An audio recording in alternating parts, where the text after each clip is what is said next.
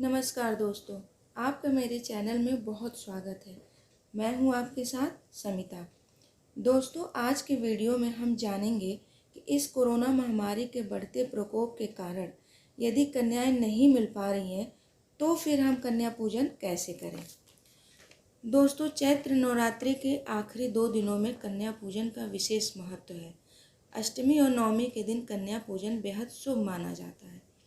नवरात्रि के दौरान पूजी जाने वाली इन कन्याओं को दुर्गा माता का ही अलग अलग रूप माना जाता है। इसके साथ ही महागौरी और सिद्धिदात्री देवी की पूजा के बाद हवन किया जाता है। अष्टमी और नवमी तिथि पर लोग अपनी कुल देवी की पूजा भी करते हैं। नवरात्रों में छोटी कन्याओं को माता का रूप बताया जाता है। धर्म ग्रंथों के अनुसार 3 वर्ष से लेकर 9 वर्ष की कन्याएं साक्षात माता का स्वरूप मानी जाती हैं। नवमी के दिन 9 कन्याओं को पूजने का मतलब है 1 कन्या की पूजा से ऐश्वर्य, 2 कन्या की पूजा से भोग और मोक्ष, 3 की अर्चना से धर्म, अर्थ व काम, 4 की पूजा से राज्यपद, 5 की पूजा से विद्या, 6 की पूजा से 6 प्रकार की सिद्धि, 7 की पूजा से राज्य, 8 की पूजा से संपदा और 9 की पूजा से पृथ्वी के प्रभुत्व की प्राप्ति होती है। नवरात्रि में कन्या पूजन करने और प्रसाद देने के बाद दक्षिणा देना जरूरी होता है। माना जाता है कि इससे माँ दुर्गा प्रसन्न होकर सभी मनोकामनाएं पूरी करती हैं। लेकिन इस समय पूरा देश कोरोना के बढ़ते प्रकोप को रोकने के लिए घर के अंदर है। ऐसे में नवरात्र में व्रतियों के लिए चिंता है कि कन्या पूजन कैसे करें। कोरोना वायरस के संक्रमण के खतरे को देखते हुए महिलाएं अपनी बच्चियों को भी कन्या भोज के लिए घर से बाहर नहीं भेजना चाहती हैं।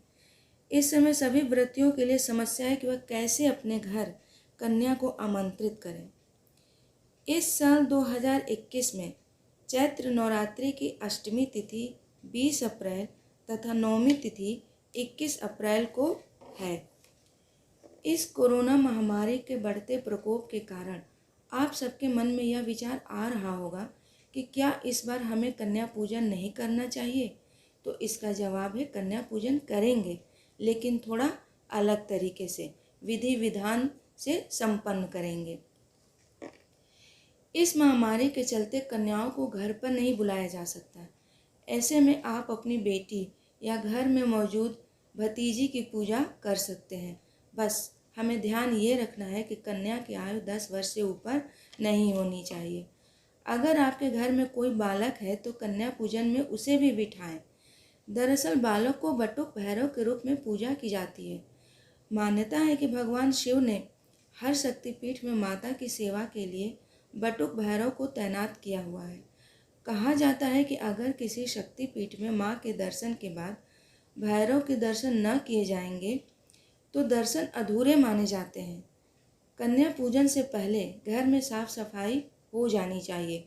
यदि अष्टमी के दिन कन्या पूजन कर रहे हैं तो सुबह सवेरे स्नान कर भगवान गणेश और महागौरी की पूजा करें। यदि नवमी के दिन कन्या पूजन कर रहे हैं तो भगवान गणेश की पूजा करने के बाद माँ सिद्धिदात्री की पूजा करें। अब बहुत से लोगों के दिमाग में ये बात आती है कि कन्या पूजन अष्टमी के दिन करें या नवमी के दिन करें। तो इसके लिए आपके कुल परिवार में, आपके घर में जैसे होता आया हो उसी मान्यता के अनुसार चाहे अष्टमी को करें या नवमी को करें। वैसे नवमी को कन्या पूजन करना ज़्यादा फलदायी होता है अपेक्षाकृत अष्टमी तिथि के। लेकिन आपके कुल खानदान में कन्या पूजन अष्टमी तिथि को होता है तो आप अष्टमी तिथि को ही कर सकते हैं, इसमें कोई दिक्कत नहीं है। घर की बेटी या भतीजी को आसन पर बैठाने से पहले जय माता दी का जयकारा लगाएं। अब कन्या को बैठने के लिए आसन दें, उनके पैर धोएं, रोली, कुमकुम और अक्षत का टीका लगाएं। इसके बाद उनके हाथ में मौली बांधें। अब उन्हें घी का दीपक दिखाकर उनकी आरती उतारें। आरती के बाद खाने के लिए पूरी, चना और हलवा दें। भोजन के बाद उन्हें यथाशक्ति भेंट और उपहार दें। इसके बाद उनके पैर छूकर उनका आशीर्वाद लें। अब अगर घर में बेटी ना हो तो कैसे करें कन्या पूजन। तो इसके लिए आप परेशान ना हो, आपके पास जो भी सामग्री है आप उन्हीं में माता के 9 रूपों की पूजा कर सकते हैं। यदि आपको कन्या नहीं मिलती हैं तो माता के जो 9 स्वरूप होता है, आप उन्हें ही 9 कन्या मानकर 9 थाली में भोग लगाकर ऐसा कर सकते हैं। और फिर उसके पश्चात आप उन भोजनों को गौशाला में जाकर गाय को खिला सकते हैं, क्योंकि गौ माता में भी बहुत सारे देवी देवता का वास होता है।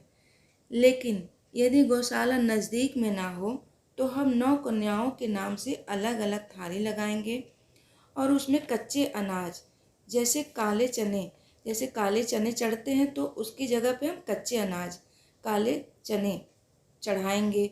फिर उसमें हम थोड़ा सा सूखा आटा रख सकते हैं, थोड़ी सी शक्कर या गुड़ रख सकते हैं, या फिर आप पंचमेवा भी रख सकते हैं। श्रृंगार की वस्तुएं भी रख सकते हैं, क्योंकि माता को श्रृंगार अति प्रिय होता है। ऐसी चीज़ों को आपको 9 जगह रखनी है और उसके बाद सभी का पूजन करना है। फिर माता के जो 9 स्वरूप हैं उनके सामने आपको उन चीज़ों को रखना है।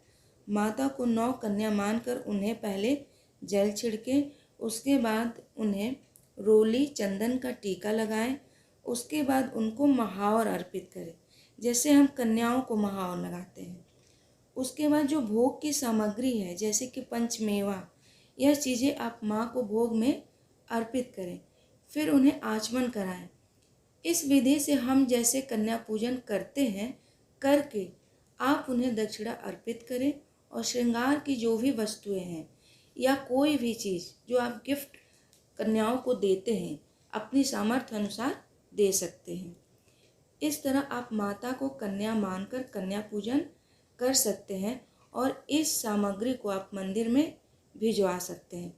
तो दोस्तों, इस तरह से इस महामारी में आप कन्या पूजन करें। माता रानी हम सबकी समस्या का समाधान करेंगी और जल्द ही इस महामारी से हमें छुटकारा मिलेगा। यदि आपको मेरी वीडियो थोड़ी सी भी हेल्पफुल लगी हो तो प्लीज़ लाइक करें, शेयर करें और सब्सक्राइब करें। नमस्कार।